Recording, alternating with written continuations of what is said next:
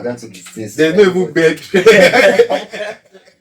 So from there, everybody will tell you this, will tell you that. I knew that Something has to be up. something has to be up. So I actually planned. But you know the problem. You know the problem is that I think for people that are already here, when someone calls them, okay, I need you to tell what's happening. If you are 100% honest with them, not like it's not as if you are even lying. If you tell them something, they think, maybe this guy doesn't want me to come.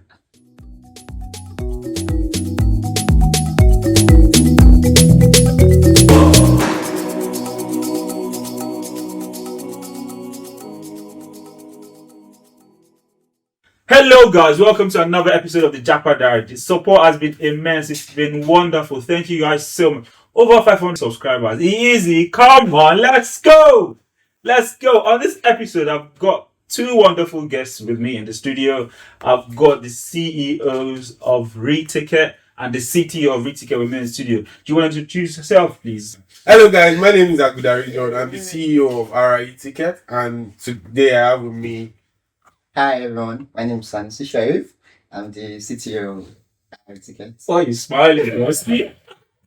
Thank you guys. Thank you so much for coming on the podcast with us. Thank you guys so much. Like today we've got two gurus, two wonderful people, two young Nigerians making things work for themselves. These guys have started from nothing and they're here. One is CEO, easy, and one is CTO. Come on, my guy. Hi, brother. I love that. Easy to be CTO. Easy. Let's go, man, bro. I mean, you're the Japa Diary, so technically, we're talking about Japa. We're talking about relocating, but as you have already known that you guys have something that you were doing in Nigeria. As our audience already know that you guys had something you were doing in Nigeria. You had a company that you were working on and you still left Nigeria. So what happened? Why did you leave Nigeria? So basically, I'd like to give like a background story. Let's go. Let's have it. To split the audience into two different motions. Beautiful. So there's a business part and there is also a tech part of things. So Right. I studied in the University of Ilorin. Let's go. And after uni I started working, and I was working in the tech industry as a developer. Actually, from being a developer, I started product management. Beautiful. And during those times, I started doing different businesses like selling consoles, having Just events. hustling. Yes, just hustling basically. And it became a realization to me that most of the policies from the government were not something that was favorable to someone like me as a business person. But in the tech aspect of things, it was actually favorable because when you get paid in foreign currencies, you change it to Naira. Yeah, actually chilling. you're chilling, big boy. Hi, guy. But for a person that in your thoughts and you're meant for more, you will not really want to be in that settle for less at all. So after uni, like I said, I started working. I started my company. Let me say companies actually. Come on, you have more than one company, my guy. Raise that. So I actually own RIE, which is Real Icon Enterprise. Let's go. And I actually own RIETicket. Come on. Actually, I'm co-founder in some other company. We belong to Sheriff. Sheriff owns Atele. Okay. And Sheriff is also a co-founder in RIETicket. Let's go. You guys are just Yeah. So we met in a company we used to work. Me and Sheriff. I will not mention the name, but then we met in that company, and we saw that we had the similar mindset. Yes, because it's hard to meet people like that in this kind of world we are in right now. We have similar goals and similar orientation, but we come from different backgrounds actually. But the goals are actually very, very similar. So besides business are really doing pretty well, amazingly well. And after some years, government started creating policies that either we had to close down some of the parts of the businesses, or you just wake up one morning and just hear something that is not making sense, basically. And at the time, it became very, very frustrating for me. I had to pick up extra jobs. I had to start doing 9 to 5. Wow. I have no, so this is my Nigerian life. 9 to 5, Monday to Friday. Club parties during the weekend. And I was doing too much. Yeah. At the point I was Probably getting do not have enough time to rest. right. I was getting exhausted. Even things that I used to do for fun at the point became more. Wow. Wow. So I became exhausted, and literally everybody I actually felt like we were doing something similar started leaving. Wow. So it was not even the amount of people that were leaving at that time. It was the quality of people. Because in my industry, people that they have like vast experience of 10 to 15 years were leaving the country. Leaving everything just to go somewhere else. Exactly. To start all over again. I had more workload. Wow. Sometimes I'll be in Lagos. There'll be in Lagos, Ibadan, and Ogun State. Just the same day. Same day. That's crazy, like, bro. It's not Kim, I'm still young now. Wait till they saw. And you go home, you start doing remote jobs. And at the end of the day, maybe the money you're using it to treat 1 or 2 sickness. So it was all those things, and Lagos traffic. Everything piled together. You know what? Yeah. You know what? I just need to take a break. The brain was when my CTO and my co-founder said, "Hello, Ridwan. Yeah, I don't need to come out to at that spot." He don't tell you before he started the plan out. No, he told So it was when he was planning. He said, "Ridwan, I don't come. I don't apply." So at that spot, that's when I applied and paid. Swear. So let's hear from the CTO himself. CTO. RIETicket. What you saying, my friend? You're good. You're smiling too much, bro. I read that, So your co-founder here has said a lot of things about how tedious it is working. When a lot of people moved away from Nigeria, a lot of experienced people in your field, and then the work became cumbersome for him. And then you called him and said, "My guy, Jackpot." Just give us a little to the backstory into what led to you making that call and telling my guy, "Come out." So, like you said, we have started some businesses before. One of it is the logistics business. Logistics. It was actually very moving, and it was actually making money for us. But policies, pay this, pay that, it was exhausting. But what actually caused it was there was a day I was like having I could say I got from January to December 24. I've never had like proper break. But a friend of mine called me like, "Okay, let's go and chill to the cinema and watch movie." I can even the movies Matrix loaded. Yeah. We watched it. It was so fun. Then getting known language, please. Sorry. Language, please, broski. So we other bar, then getting to the home. The bike driver, all of a sudden just like walking. Last thing we just said, "They got a phone." Phone down. Yeah. All of a sudden, policemen, all this asking us that, where are we coming from? There's curfew, there's this. And I was like, surprised, this is in front of our house. You want to pay the Uber driver. Like right in front of your house? Yeah, you want to pay the Uber driver. They should allow us in, that's why they drive us to the police station. That night, I promised myself that, "Hi, Sanusi Sheriff, I'm not going to stay in this country in following Christmas." Wow. Following that, I just called him that, like, so that experience. That experience alone, I see potential in myself. Sometimes I look at myself like, okay, I can do that.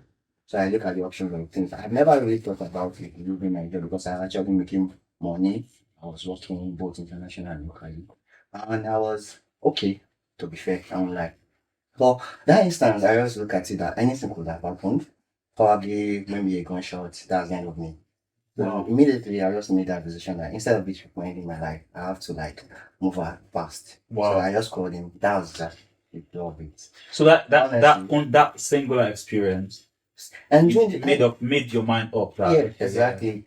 And So, during the South Yeah. period, Yeah. honestly, I would not like to. I was not even active. I just like, okay, this thing does not concern me. As long as I'm at home, nobody's coming to my house. But that day, I know that it would just be anything. So that's police issue, brutality. Wow. So, Wow. I mean, that's it's crazy. Like a lot of people, like a lot of stories that you hear for reason for people to relocate is mostly because of financial stability, wanting to get a better life for some reason. But it's interesting that that singular experience with a policeman harassing you. I mean, I'm not saying we're not in any way saying that all policemen are like that, but they're like in every group of people that usually bad heads, right? Man, no, no, but and But yeah, 100%. Listen, that not all bad eggs, right? In a group of people that usually like a few bad eggs. So probably that day was just an unfortunate incident. But still, that experience made you made up your mind that okay, I've had enough of this, and this thing could have been a lot worse. like I've never in my life thought of leaving before, but that single experience I made it instantly. Wow. I'm leaving. Wow. Absolutely. Wow. I left. My guy, I read that still. I mean, that's the whole point of this podcast. We're having like honest, genuine conversations. Like people have different reasons for relocating. It's not always about money. Like some people just want to just live their life like an average person does, isn't it? Just want to chill. You don't want to be harassed by anyone. Do you know what I'm saying? But yeah, these guys are like. I'd say that like big loss to Nigeria because these guys are like young people doing things for themselves. But yeah, thank you guys so much for like sharing a little bit of backstory into the reason why you have left the country. So like since you've moved to the UK, how would you say it differs? I'm gonna start with you, Sheriff. How do you say it differs to back home in Nigeria? Bills, majorly. Bills in my bed. So, like Nigeria, I already pay for anything, particularly except probably. Were you homeless? I'm not homeless. I was still staying with my parents. Okay. Not just out of the house. Basically, I had no reason to leave. Yeah. And I had my space, my freedom, and my parents are not like, you can't bring the air, you can't do this, you can't do that. Yeah, Like that. So yeah. it was actually like, what's the essence? Free food. I have all this done on hand. But yeah, anything. There's no Everything you have to pay for it. pay ele, rent, And electricity, monthly, broski. weekly set. So all these things they are just new to me. Oh, I have to also more. And for instance, now let's say maybe in Lekki you can get probably an apartment for like 20. But yeah, your house rent can be like maybe £8, £600. And if you convert that to like probably now, That's a lot of money. That's a lot. so you need to like hustle more, especially if your income is majorly from here. So it's yeah. like you're going to hustle. And I promised myself I'm not going to do any menial jobs there, which is a promise I made to myself. Have you kept that promise? Yeah. Yeah. Was it a flash? You don't go a flash shift. Privacy. Hi, brother. What do you feel? How does it differ for you? Well, my own is similar to Sheriff, but like so for me basically I had a space, I had my place. I wasn't paying rent per se. Wow, you a money left? So like my parents had a place I could stay. Oh, okay. So I had my space. So you guys are rich kids, like No, it's so children. no. I rich kid, yeah, poor. You're a rich kid. we were okay. Yeah. Let me just put it that way because I had my space. So majority of my income from businesses were going back into the business, like salaries, expanding and stuff like that. So, in the UK, yeah, basically, like I have to also more because I have the similar orientation as Sheriff. I don't want to do menial jobs, but it has not been easy because the first few months I had to be converting there and I was sweating. I'm sweating, and it's really really tough because Because you earn in Naira at the basically, moment. yeah. Both of you earn in Naira. Naira, That's correct. yeah. And then you have to pay bills in and all. pounds. Yeah. And that is every Every month. And it's a lot. And I think it is particularly going to be more difficult for you guys because both of you have come from not paying anything. Right? Mine is not like Sherry's. Okay. So I was sorting all my bills myself. You weren't paying like I wasn't paying just rents. You weren't paying rent. Yeah. But like every other thing, Yeah. I was paying for it. So because I had a very, very good business, so like it was like more like the business was paying for these things. Yeah. It's still my money basically. Yeah. So I was paying for everything, but the business was flowing. Yeah, so it was flowing. So it's not as if my parents were no. Yeah, No, okay. the only thing my parents did or they are doing for me is the space. Yeah, space. Yes, Yes. Yeah. I was just saying that. Yeah. From not paying for a space of so much rest your head into now having to like pay every month. And then converting from Naira, which we know is not favorable not at the best place at the moment. Yeah. So that must be really challenging. Yeah, it is. So and both of you have That's not I need to do. It's like it's not only the business, it's my area again. This law and policy. what law, Graham? For instance, now You can't work more than 20 hours. Oh yeah. That's I mean, to be fair, better. yeah, I think to be fair, when you're studying, because both of you are studying, right? Once you're studying, ideally you should. I genuinely think that 20 hours is because in a day, I think with the UK system, the way the system works is there are a particular number of hours per day that you should be able to like dedicate to any work. Like there's work-life balance. Like you do some hours of studying a day and then some hours of working. So for you to be able to afford enough time to study and actually come out with good grades, I think that is where the idea of like working 20 hours. I really don't know, but I think like because you probably have noticed it that if you're working too much, you probably would have less time to focus on. But some of us are not even working at Another question I was going to ask is that because obviously both of you say you're still running your business in Nigeria. How has it been managing like running a business in Nigeria while you're studying here in the UK? Okay, because basically I have series of businesses. Yeah, that's even making it more mind-boggling. Like you have businesses that successfully run in Nigeria and you are here in the UK studying. How do you manage that? So basically, there's something my father. I grew up in a very very strict business home. Wow. So I've seen that he manages people tend to people have misconception of some certain things. Right. So there's the end goal to every business, and some people are just doing business to make money and stuff like that. But for my own family also, we do business for legacy purpose. Wow. We want to leave something generation can come for and say. That's what my father's done. That's all. So like my family is like in the real estate industry, and it started a long while ago. Wow, It's still existing. So the way I'm able to manage my business is from the concept of my dad actually. Do you want to share that concept with us? So like people tend to manage the personnels and not the projects.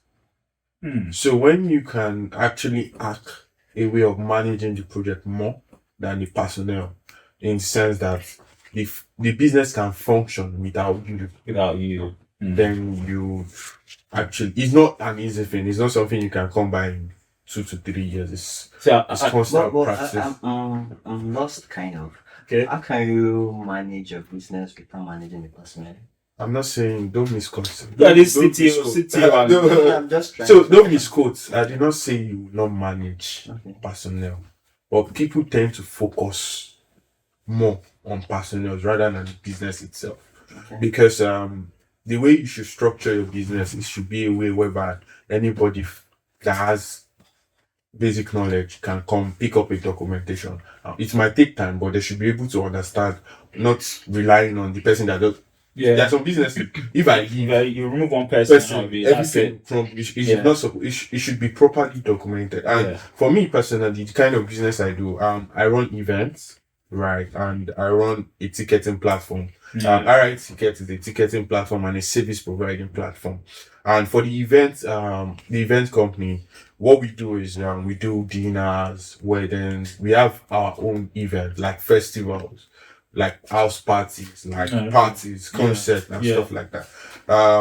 When I left Nigeria, we put a pause to a whole lot of things because of the system, the policies, money influence, stuff like that. So we paused so many part of the company. We are no more doing weddings. We are subcontracting. Is that because of policy changes? Yeah, policy changes and not being able to actually manage.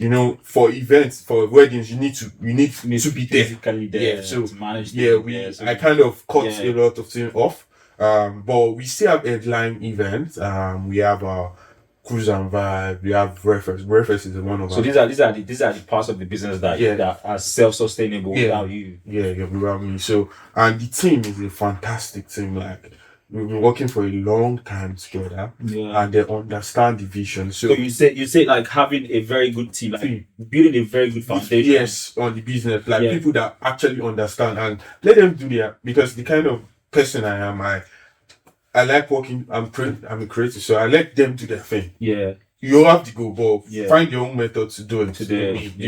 So, as long as we achieve the same goal. Exactly. I don't have a I don't have a problem with you saying, let's spend 10 million. No, let's achieve the goal. Yeah. So, Refest is our biggest event, to be fair, I understand. We do it from state to state. We do it yearly. I think one is coming in November. I'm not. How much would you say you make from Refest? Just give us a figure. I can't give you. Give us a figure. I can tell you the budget.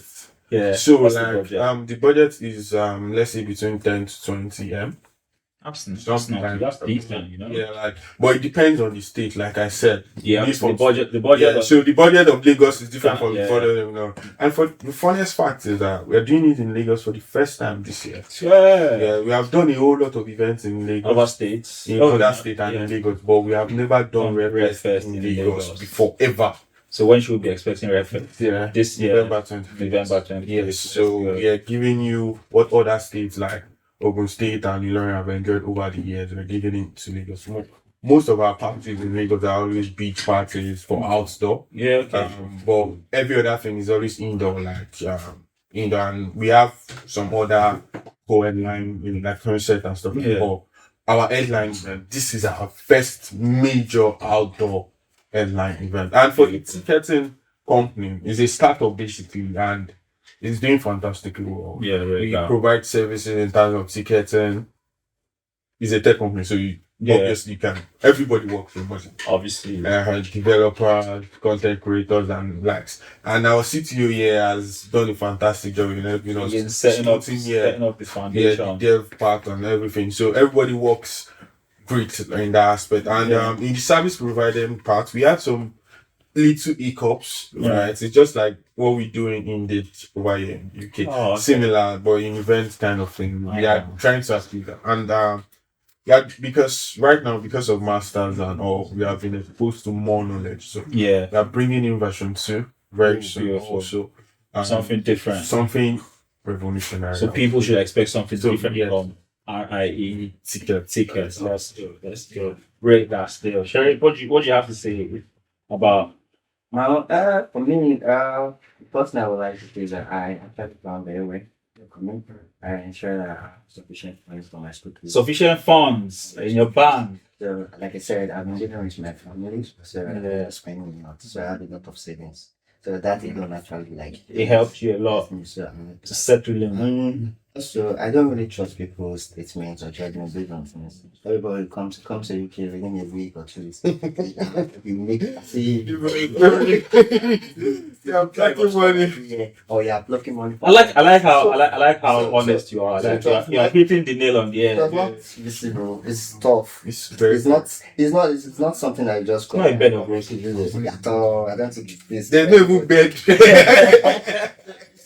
So from there, everybody will tell you this, will tell you that. I knew that this can Something has to be up. something has to be up. So I actually planned. But you know the problem. You know the problem is that I think for people that are already here, when someone calls them, okay, I need you to tell what's happening. If you are 100% honest with them, not like it's not as if you are even lying. If you tell them something, they think, maybe this guy doesn't want me to come. Well, I don't know the kind of people that's talking to. For me, I talk with friends and like you. I've talked to you before. Yeah. We both talked about it. Yeah. There was even a day that I was trying to pay for my deposit. I remember I asked you for 2K. You couldn't give me. That's something for today. Yeah, how was your day you came on TK? Like, I know they do drugs. you say that I went like 10 people for this this and we phone back in like probably 1 hour. None. Yeah, broski. So I was like, It's what's happening different. here? It's From there, I knew that something definitely is wrong.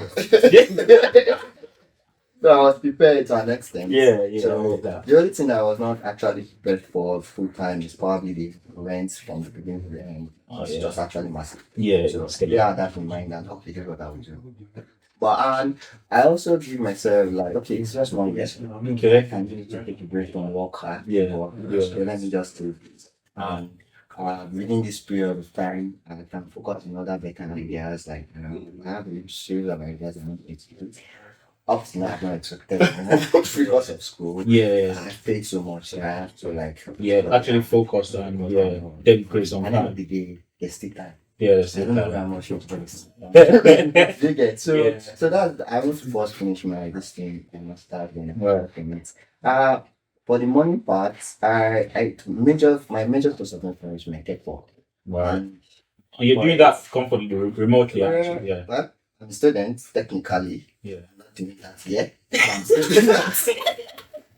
Yeah, you even know what I mean. I know what you mean. You're doing it for 20 hours. Just 20 hours 20 hours per week. That's it, my brother. Rate that more than still. 20 hours. I rate that still. Yeah, that's how it's meant to on be. record, that's Not even on record. That's what you do. that's exactly what that is.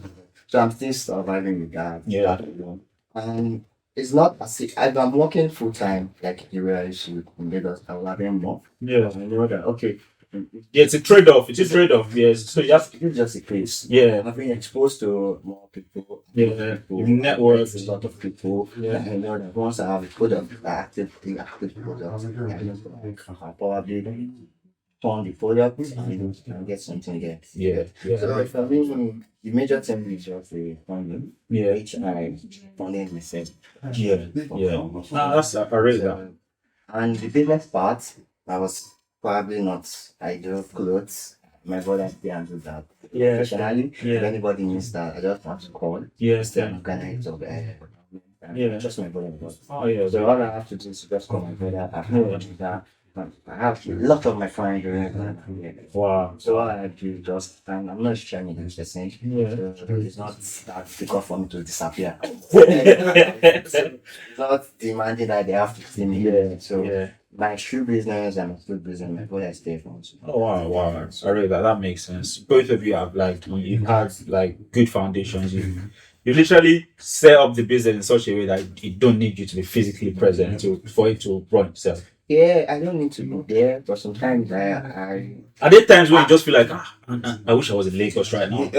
For me, yes, in the real estate part of things, because aside this, I do real estate, and how many things you do, my brother? sometimes me say they forget because every people mention the logistic company. Yeah, so you forgot that you guys bought Okada. How did you forget that? If I tell you how that business, no, that's the story. Without a past story, but the point of it is for me, sometimes yes, because when I was in Nigeria, there are some businesses or there are some transactions that has to do with face-to-face transactions, especially in the real estate part of things where you need to actually be there to show the client the space. Okay, this is the house. This is what you want to buy. One-on-one, it helps, and there are some tech events too that you need to meet either the show promoter or the artist to convince them in person. So some of those things will be dicey.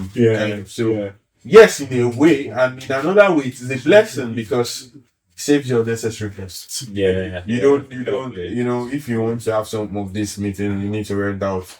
And, you're for let's do Google Meet or something. Yeah. Very fast. 100%. Yeah. So, yeah. Yeah, I read that. What I'm going to say now is that there's someone out there that's probably doing your sort of business that has got multiple businesses in Nigeria and they're still contemplating, do I travel, do I not travel? Is it going to be easy to manage my businesses when I'm travel? I want to come and study. How difficult is it going to be? What I'm thinking in my head now is money. How do I come and sit down and take some time off to study? I have to, what would your advice be to that kind of person? Like I said, don't Don't just fight. Yeah, And you make it. No. surprise. Let's not be surprised. But see, once the money part is sorted, So, you need to think. yeah, And once you can think, that's the end. beautiful. Everything. Short and simple. What would you say? Well, for me, I would say it depends on the person and goal. Okay. Right. And the funding, like his sheriff said, is very, very Right now. because if you are coming here thinking, okay, I'll do in so many this things right, and I'll look, it's a life. So, they're yeah. lying to you. Yeah. Right? You need to actually need that funding. If you don't have that funding, you're really, really strong. Wow. So if you are going to make that step of leaving your business in behind, right, and coming over to the UK without having an end goal, I think you should just stay. Yeah. But if you have an end goal, okay, I'm going to do this, that, you can come. Have a plan. Have a plan, a proper Think plan. it through. Sort out the financial bit. Fair. Exactly. That's It's key. It's key. Coco. like very, very, very. Yeah, I read that. Thank you guys. It's just like you trying to learn a new skill and you're hungry. Yeah. You cannot sit down. You cannot enter your head. I read that So you one, need to bro. have the money. Once you have the money, I know the money part. It's very difficult. So it is very possible to come to the UK and say, okay, no, I don't want to do menial jobs. Yes. 100%. We are- And both of you are living. Yeah. Yeah, 100%. So, guys, these guys are young people that have come to the UK and said, I'm not doing menial jobs whatsoever. And they are okay, they're chilling, they're alright. You're not I'm cheating. not sure. Is that what I'm You're not cheating. Is that both of them said it for me? Yeah, this was a very, very beautiful conversation. I mean, I really had a good time talking to both of you.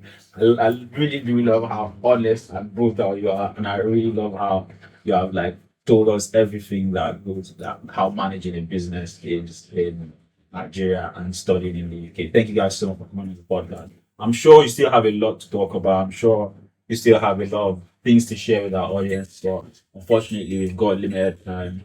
And yeah, you talked about RFS coming up soon. I really, really hope it is a success. It's Big ups to you. Big ups to you. Like you guys, I really rate you guys. Like young people trying to make things work for themselves, trying to create their own path to success.